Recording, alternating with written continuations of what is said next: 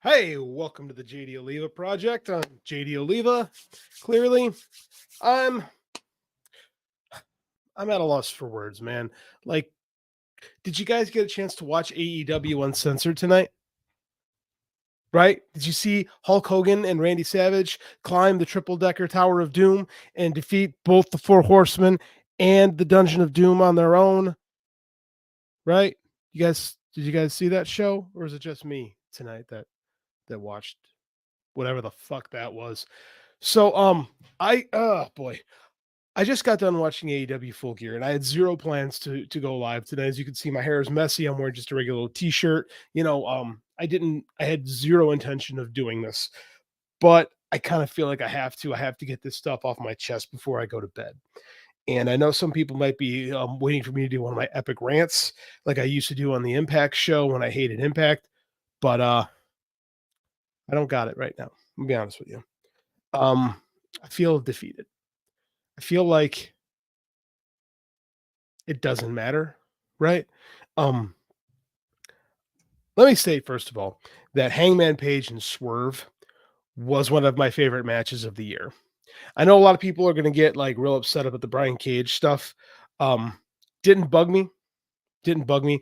I thought Hangman overcoming it kind of worked. Is there way too much interference in this company in just about every goddamn match? Yes. Is it pathetic that when they announced their G1 clone, they have to say if there's any interference, there'll be a disqualification? They had to say that on the show because they've so lost the audience's confidence that there's not going to be a shit ton of run-ins that they had to tell you, hey, we're not going to do run-ins this time. That's where we are with AEW right now. They have to say, hey, trust us. Please trust us that we're not going to do a bunch of shit fuck finishes because that's all we give you now. And I lost track of how many matches in the show did have interference or fuck finishes or something like that. We have so lost the plot. For a long time, I would lament the loss of WCW. I was a bigger WCW fan than I was a WWF fan growing up. Um, I knew WWF was the bigger company for the majority of my fandom, but I like WCW. There was just something about that company. I think I was a work rate nerd before I knew what that meant. Like I connected more with what was going on in WCW, and it frustrated me at times as a fan. But I just, I liked Sting. I liked Rick Steamboat. I was a big Hollywood Blondes fan because they were just so cool, bad guys. And on the other channel, like Lex Luger was phony with the American flag, and the Undertaker. I've never been an Undertaker fan, and it just, as much as I love Bret Hart, WWF would disappoint me more consistently than WCW did. Take that for what it's worth for me. The problem with WCW is that like when it was on, it was on. But when it was off, it could be really painful to watch. When I say painful, I'm looking back at like Great American Bash 91 when like the fans were chanting "We want Flair" after he was already in WWF. Like that's painful to watch. I was at the WCW reboot show, and for the life of me, I think it was Greed. Might have been Greed. I can't remember the name of the pay-per-view. Might have been sold out. I don't remember actually the title of the show because it doesn't really matter. It was the March 2000. It was like when they rebooted the company with Bischoff and Russo. And I went there and it wasn't a great crowd. And everybody in the arena kind of knew, yeah, this is kind of bad, but we still kind of want to be here because we hope things will get better. Right. And that's a big part of being a fan is hoping things work out, hoping they get better. And sometimes they do. Sometimes they don't. WCW never got better. It got worse throughout that year of 2000. It kept going and got worse. It got even real worse in 2001 before it shut down. Like those 2 months before the company died was bad. And then I got real hopeful when WWF bought them in 2001 because I'm like, hey man, they know what they're doing. This is going to be a good, right? They'll bring WCW back and they'll run it in two different companies and it's going to be great. That didn't happen. By the end of 2001, it's also the year my mom died. So for me, that's the year that I felt like I learned a lot. Like I learned to be disappointed. And that's kind of where I'm at now with AEW. If you see my Twitter, it's been pretty bitchy. Bix actually snapped back at me. And I was like, because I was so disappointed when MJF had to come back to the building in the ambulance. Because it's such a cliche. Right. And it's such a Steve Austin thing, right? And I said that, and people are like, "Oh, can't ever do something again." I'm like, it's one thing if you do an angle from Memphis from 1974, that only a select group of people had seen, right? And bring and try to put your own twist on it. That's not what they did tonight. They just they convinced us that Jay White was going to wrestle a man with one leg. And then MJF came and had to, had the ambulance sound on. It's just so cliche. We've seen it. If WWF didn't have to show it to us, like I'm convinced they're going to do a beer bash next, right? Because MJF is just living out all his cosplay fantasies at this point. Like I'm so over all of this. I'm so tired of watching him try to work through his issues by having to destroy everyone in this company. Like, and this isn't like babyface triumph. I know people were cheering in the arena tonight. I know that was true. I know they were. But you used to see people cheering in the arenas, and then you go on Twitter, you go on these discords, and the vibe was the same. The vast majority of people were happy. You're not seeing that anymore. The people that are there, the people that are still engaged are happy, but there's a lot less of them than there used to be. I'm curious to see what these numbers turn out for this show, because the TV going into this pay-per-view is super cold. Right. And it's like Dave and Garrett said on their show this week, like it's not a cold company, but it's not a hot company either. But then they've doubled down on all this WWE light stuff. Right. Like, for the longest time, Mike and I would say fuck the casuals, because it felt like AEW was a company that was really directed at the hardcore fans. And that would make a lot of people mad. The people that were not part of that section, the guys who run like the Ringer podcast, the guy like Wade Keller, and these people would get angry that they were trying to appeal to people that like Japanese wrestling, trying to appeal to people that maybe like to watch old stuff. Like, it was a company that was supposed to be different. It was a company that was supposed to have a different presentation. Now, Keith Mitchell retired, and they brought in this Massery, Rob Massery, I think is his name. And he shoots stuff just like Kevin Dunn. He just doesn't do all the snap zooms, right? We got people watching TV backstage in repeated skets. Repeatedly, we got to see people watching TV backstage, and they all stand, and they all have to stand in the same dumb, awkward angle that this company used to make fun of. Now they're doing it because that's the way Vince always did it, right? And now because we used to get, well, they don't tell stories in AEW, which is bullshit. We've always said they tell too many stories in AEW. Now we've gone way into it. Now everything has to have a dumb story. And MJF is the worst candidate of it. Because, I mean, now, like I said, him and Adam Cole tonight, both men had one leg and defeated the entire Bullet Club. How do you, like, where do you come back from? You're the Dungeon of Doom. White might as well be Kevin Sullivan at this point. Like, why? Why did that have to happen this way? Why can't they just have a wrestling match with an angle going into it? Why does it need all the fuckery? Why does it need all the extra stuff on top of it? Why did Brian Cage have to come out during that match with Swerve and Hangman Page? Why do we need this stuff constantly on this show? Why does it have to be the worst of WCW? Like, I thought Tony Khan bragged that he learned the lessons from Eric Bischoff and where WCW made their mistakes. And yet here we are. Here we are. Because when WCW, when they were focused on doing their own thing, they were the coolest company in the world. When the NWO was hot and you had all these cool luchadors on the show and you had Sting as this ultimate babyface that was secret in the shadows and cool, and like he wasn't part of the show really. He existed. It was just, that was the coolest company in the world. And then WWE started to beat them. And what did they do? Then they started to mimic WWE and started doing the stuff that they did. And that's where we are now. They got so shook up by the fact that Sami Zayn basically single-handedly got the bloodline over, because that's the truth. That's the truth. That thing was cold as hell until Sami Zayn got involved in it. Now they want to do their own. Oh, we got to have our own bloodline. Well, we got to have the brochachos thing. And again, when that first happened, I thought, okay, let's give I'm in. Like, let's see where this goes. Let's see what angle comes out of this. None. No angle. Adam Cole decided the power of friendship is more important than being the champion. And that is unrealistic in a world of professional athletes. If you are not a professional athlete that wants to be the best, wants to be the champion, you don't belong. You're a phony. You're a fraud. You're never going to make it. Maybe that's where we are. Maybe that's who he is as a character. A guy who just gets to be salad dressing, right? I'm so tired of this company wanting to be all things to all people. How can you have great matches on this show and then bookend it with this stupid shit? How? Like, what? You're not all things to all people. You don't make your fans happy. You have to accept the fact, and this company used to be okay with it. You have to accept the fact that you can't make everybody happy. Pro wrestling should not be an ice cream shop. It should not be 31 flavors. This is why if 20 people go into 31 flavors, there's a good chance they can each get their own flavor of ice cream. But I don't want to eat Rocky Road. I think it's disgusting. but you're making me eat Rocky Road, right?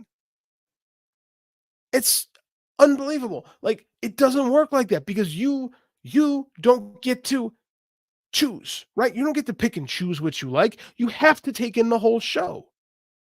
It's a terrible analogy. Terrible analogy. And then I saw Matt Hardy today talking about, and again, I'm not as negative on Timeless Tony as a character as everyone else is. I think it's mid card bullshit. It's starting to wear on me, but I was not in a place with this until the stupid fucking finish. They actually went out there and had a real match. Like the old Tony Storm was back, and she's a heel, so they went for a dumb heel finish where she loaded her ass with a tray, but the thing was hanging out of her butt. And she adjusts, and then she does it again, and then it's still hanging out of her butt. And Aubrey Edwards has to make the pinfall because that's the finish of the match, and she has to pretend this thing is not in front of her. It's fucking dumb. It's fucking dumb. But we have to watch it, because I have to not only eat the flavor of ice cream that you tell me is good that I don't like, but I have to enjoy it too. You have to enjoy this. I'm giving you all these different flavors of ice cream. You have to imbibe them all. You can't just pick and choose which one you want. That's why the analogy doesn't work. Right? And we have to take in all this. It has to be. Nothing can just be a thing. Nothing can just be a match. Everything has to have stakes that are totally unnecessary. Right? Everything has to have stories. Everything, just like these guys tried to kill themselves in the ladder match. I really like that match quite a bit. But damn, man, what did it mean on this show? What did it mean? Oh, the only thing that meant anything was fucking MJF pretending to be Hulk Hogan or Steve Austin or whichever other guy he's been watching on YouTube this week that he wants to emulate. Like, we're just lifting angles wholesale now from WWF history. It's so not creative, right? And we did have that awesome match with Swerve and Hangman. We did have something cool. We had two guys who went out there and killed themselves to tell a story, right? Hangman Page had his home invaded, had his child's bedside invaded by a bad person who was just trying to fuck with him. And he went out there like any good father would. It was so well booked at the beginning. Like, no music, no fancy interest, no gear. He just runs in and fights him, staples his face, bathes in his blood. That had Jimmy Jacobs written all over it. And I'll let it pass because I actually kind of liked it. Not the drinking in the blood part, that was gross, but everything else of it I quite enjoyed. The Brian Cage stuff was unnecessary. It's like going to the salad bar, getting all this healthy stuff, and then, topping it off with chocolate syrup. It's like, that wasn't necessary. Maybe it doesn't kill the salad, but it makes you go, do I really want this? It wasn't, but on this show, it was far from the most egregious thing possible. Like, that story was so good. And Hangman Page is this guy who's fighting for his family, fighting this guy that called him out on all of his problems, shining a mirror in his face and letting him know what he's been the last year. Page got emasculated by CM Punk in kayfabe in this company and did nothing about it. Nothing about it. And then Swerve comes in and points that out to him, and now we've got a fight. And then Hangman Page gave a fiery promo the other night, and this has been the best feud this company's done in a long time, right? And Hangman Page should have won, but he didn't. He didn't win.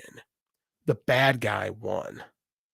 And we don't see that a lot, especially in this company, right? The baby faces almost always win, and Swerve specifically almost always loses. So to see that finish and a call back to the Moxley match from earlier this year, the Moxley Texas Death match, was great. That was awesome. That's what this company can be. But then we got the main event, right? We got a man with one leg and a walking boot coming down to the ring by himself in a ring, but then coming down himself and about to fight. But then his tag team partner drives an ambulance to ringside. Never seen that before.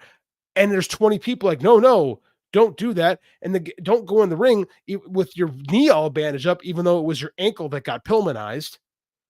But they had his knee wrapped because, I don't know, stories.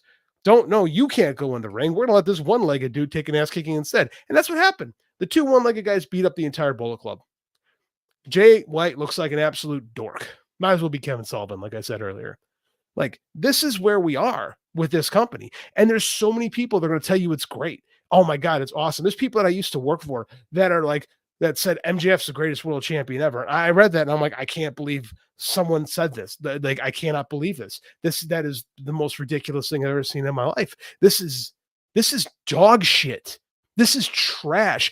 And don't listen to me. Don't take my word for it. Like I'm just some angry guy. I'm going to go to Dynamite next Wednesday because I'm a dork and I'm going to go see this company live. But you know what's great about it? You know what's so great about it is that I get to have a BOGO seat, right? I'm going to pay half of what I would have paid to be because the crowd that had already been sold was half of what it was 6 months ago. Half. There's a half amount of seats. So BOGO Max's world title reign, that's how great it's going. That you can't sell tickets anymore in any of these venues without having to do special deals. And yes, every company does them, but who doesn't have to do them? Companies that sell tickets on their own, companies with hot storylines, companies with investable characters. This company 6 months ago didn't have to do that to sell tickets to a Dynamite in Chicago. Now we do. Now we have to do that. So Matt Hardy can sit and tweet about how AEW needs these larger than life characters. And I'm going to say, how's it doing for your ratings there? Sorry, I can't get the mute button. I got a little cough. How's it doing for your ratings? Have you guys are outpacing now the growth of the loss of homes. 11% of homes this year have lost cable. Cable TV is down 11%.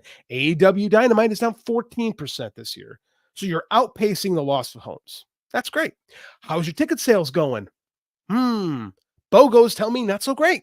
Yeah, you had a great show, right? Because people still believe in the pay-per-views. It's the one thing this company has going for it still, is they still put on great wrestling matches. But now we're going to fuck them up with this stupid shit.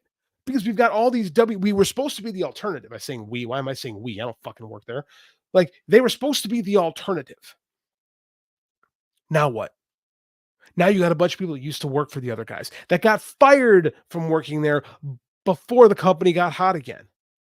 Right? These are the people, this is the brain trust now. The Sanjay Dutt and Jimmy Jacobs and Pat Buck and Chris Hero and these guys, they're the ones that are sitting backstage putting this together. That's your AEW creative team.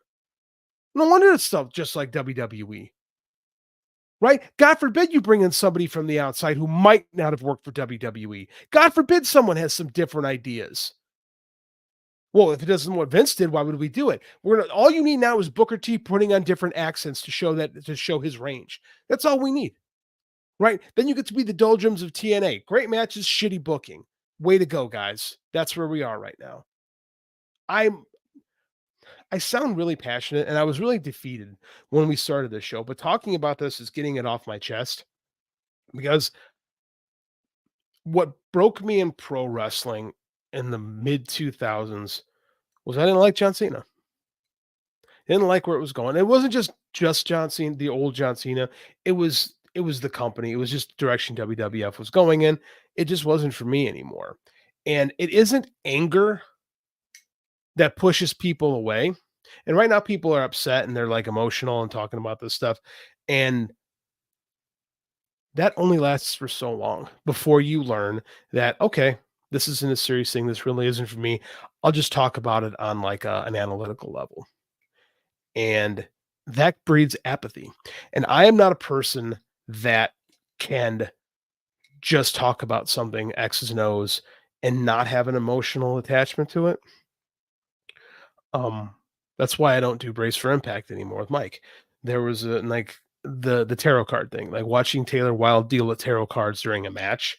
And that was it. And that broke me. I'm like, I can't do this anymore. I fucking hate this. And now we're here. Now I got to watch the mini version of it again with the TP. The TPS title match was actually all right tonight, but the stuff with Sky Blue and who has zero personality and Julia Hart, who has a ton of personality, like it's just like I don't care. It's giving me the vibes of that, and like between that and MJF pretending to be Steve Austin now and Hulk Hogan at the same time, which is really weird, but this is where we are. Like it's gonna make me not care eventually. And then I'm gonna come on the show and I'm gonna be really rage talking about it all the time, and that's not healthy. Mike and I did the JFK episode this week, and it was the most fun I've had doing a show in a while because we were talking about something other than wrestling. Because quite frankly, pro wrestling sucks right now. Like I'm not having a lot of fun watching these shows. Like Swerve and Hangman, like I felt like breathed life into me. Some intensity, some stakes, some two dudes that hate each other. and then I had to watch MJF climb the triple tower of doom, and I'm just I don't know, man. Like, I think I just have to come to grips with the fact that this company isn't for me anymore, and there might not be a company for me, right? There might not be a company for a hard I mean, because now, like, AEW isn't for hardcore fans anymore. They were gonna pretend to. They debuted Will Ospreay tonight, and the thought of him having to, him and being the Don Callis family having to, you know, bump to the kangaroo kick and sell MJF's bullshit the same way Jay White did hurts a little bit to think about that. Like the thought of that is mind numbing. But if Maxie wants it, Maxie's gonna get it. We can't, God forbid, we offend Bogo Max and don't have him and don't do all his special little stories because then he might get upset and have to put over 12 other people. It's so funny. I remember in 2020 when he had his first title match against Moxley, and this during the pandemic. That was a shitty pay per view too. The All Out 2020, not a good show. Or not All Out. I'm sorry. Yeah, no, All Out. I'm right. Yeah, All Out 2020, not a great show. I remember people on Twitter be like, they have to crown Max. They have to put the title on Max. They have to. I remember the build up to it was awful with MJF trying to talk about Moxley like he was Hulk Hogan or something like that. And he was like doing the campaigning and lying down, goes, I'm not going to lie down for you. And I'm just like, what is this crap? And they very quickly pivoted away from him in that role because he clearly wasn't ready for it yet. And now here we are. It's like I feel like with MJF when he gets like I think he has everybody convinced that his instincts are fantastic. And then you watch some stuff he does, like the Danielson match or the Punk match, or even the stuff he does with Darby. It's like, boy, he really gets it. And there's other times I watch it, I'm like, what the fuck is this guy doing? Like, and it's not fun to watch him grow into his character. Like he comes off so phony. And yeah, there was a lot of people tonight cheering for him, but those are the true believers, right? There's a lot more people that aren't as cool with this. Don't ask me. Look at the ticket sales. Look at the TV ratings. Let's check out how this pay-per-view sells, right? I could be wrong, and if I'm wrong, I'll eat shit on this one, but I got a hunch it's going to be lower than the rest. I don't I don't feel like this is I don't want to say it's a hot company because I'm not that's obviously not. I don't feel like it's a good company right now. I feel like it's a company that's trying too hard to be all things to all people rather than just saying this is what we are. For all of the faults Eric Bischoff has is when he did Dynamite or Nitro, his goal was to be different than what Vince did. Just be different. And it was. It was raw, pardon the pun, raw. Like, it actually felt raw. Like they would go into smaller venues and they felt like dangerous at times, like there was an edge to those early dynamites there, those early nitros, excuse me, that they really started embracing in 96. Like 96 is the year they really, even before the NWO, they really figure out what nitro is and how to make nitro cool. The problem is they never grew from it. I feel like AEW might be in the same spot because 2 years ago, I just look forward to every Wednesday, right? And when Rampage, I didn't miss those first couple of Rampages, right? When Tony still cared about it. Like when AEW launched, man, it was cool. And then 2 years after the launch, it was really cool. Like I remember after All Out 2021, being in the hotel with Garrett, and I think it was Robert Andrea and like a couple other people from Fight Game, and we all were just kind of giving like and Jeremy Feinstein, I think was there too. Like we were all just kind of giving our summations of the show, and everybody was so like high on it. Everybody was so happy because it wasn't just the Danielson and Cole debuts at the end. It was that awesome Young Bucks Lucha Brothers match. It was the CM Punk returning against Darby Allin. Like it was all these other like Moxley and Kojima, and then out comes Minoru Suzuki. Like it was all these little things that came together for one really great night. And it felt like a company that was its own thing. And there were people that were complaining. They were like, no, this isn't the way it should be. And that's fine. That's okay. And that's a problem with Marvel right now, too, is Marvel's trying to be all things to all people and trying to release all these different characters that can appeal to all these different subsets. And they're getting away from their core of what makes them special. Right. And I feel like AEW has done that a lot, too. Like, gosh, they used to emulate like, Mid-South stuff. They used to emulate New Japan stuff, and now it's like the worst of the Attitude Era and the worst of the pre-Attitude Era. It's just I just don't know where we're going with all this. And I've been kind of ranting about this for like what was that? God, over almost a half hour now. And I don't want to be this miserable. So maybe it's me. Maybe I need to step back and do something different. I hate to say that, but this is kind of me going through stuff and figuring out what the hell I'm doing. Like, if you don't like your hobby, like this is Tom Brevoort. This is a Tom Brevoort quote, but he's an editor for Marvel Comics. If you don't like your hobby, it's time for a new hobby. And I don't want that to be, because I've done that with wrestling before, and I don't want it to do that again. But at the same time, if something ain't for you, and they're telling you this isn't for you, and I feel like AEW is telling me this show isn't for you anymore, JD, maybe it's time I listen to them. Maybe it's time everybody listens to them. If you like the show, great, more power to you. Like, everyone needs to find something that they enjoy. But if you're like me and you're like hating on this stuff right now, maybe it's time to reevaluate. Right? I'm a terrible fan. I'll be the first to admit that. The White Sox haven't been good in a long time, so I don't pay attention. Right? I learned with the Bears years ago that when the Bears lost on a Sunday, I would listen to sports talk radio on Mondays and everybody be so miserable. And I kind of feed off that negative energy and I'd be like miserable too. And like it finally occurred to me, like, why do I give something that I have no control over so much power over me? That's stupid. That's a stupid thing. Like, being a loyal fan is stupid, because they're going to have their ups and downs. They don't give a fuck about and I say they, I mean like anybody being a fan of anything. Like, I don't understand people that are fans of college football that didn't play for the team or even go to the college. That boggles my mind, but people do it. I don't get it. I honestly, I don't get it. Like I said, I'm a terrible fan. If something isn't entertaining me, I very easily can go, boop. I don't want to do that here. Right? I did that with weekly comics. I don't buy weekly comic books anymore because I found that I wasn't enjoying the stuff I was reading. So time to walk away, time to do something else. And if I keep circling back to this, maybe it's time. Maybe it's time to just do something different. I don't know. If you haven't heard Mike and I's JFK show, I recommend it. We did something different. I think the two of us did a pretty good job with it, but that's me. What'd you think? I mean, am I being over the top? Probably. Like, I'm an emotional guy. I kind of ride my crests and waves. Like, I'm probably being over the top, but let me know what you think. If I'm being crazy, you can say, "Hey, JD, you're being an idiot. Stop." And now I'll probably say, you probably got a good point. But yeah, drop me a line on the show on the Patreon feed. Let me know what you think. I love reading the stuff from you guys. It's kind of late. I know I'm going up against Tony's press conference, and way more people are going to listen to that. And I imagine there's a bunch of reporters kissing his ass and saying, "When are you coming back to LA?" Instead of saying, "Hey man, you changed the direction of your show a few months ago, and it's really looking bad from the analytics. Why is that? What are you doing about that?" I would love to hear someone do that, but the wrestling media sucks, and nobody will. And I suck too. So here we go. Great way to close out the show. I guess that's it. Mike and I will see you guys next week. Or no, we're off this week for Thanksgiving. We'll see you guys the following week. Please listen to our WCW Invasion retrospective. I think we did about 3.5, 4 hours on that, talking about the ups and downs of the aforementioned, because I talked about earlier in this show, the aforementioned Invasion, and where it went right and where it went wrong. The answer is, didn't go right in a lot of places. But until then, Mike and I are going to be off for a week or so, and then we'll come back and talk to you.